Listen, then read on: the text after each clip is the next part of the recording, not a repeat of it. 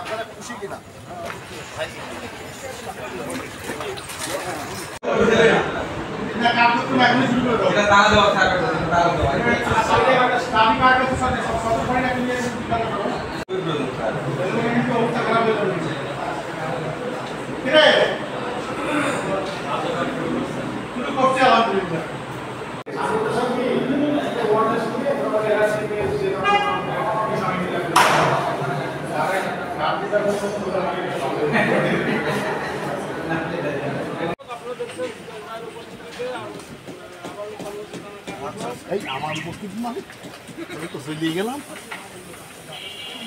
আমরা খুব নিরাপদ বোধ করছি। আমরা 100% পুলিশ লাভার। আমাদের পুলিশ আমাদের কাছে এসে গেছে জনগণের, আমরা খুব এখন নিরাপত্তায় আছি।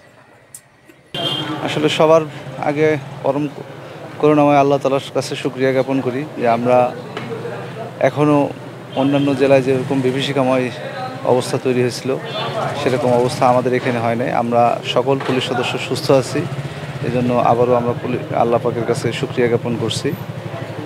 দ্বিতীয়ত, আসলে পুলিশ কখনোই জনগণের প্রতিপক্ষ না। পুলিশ জনগণের সাথে ছিল, আছে এবং আগামীতেও থাকবে।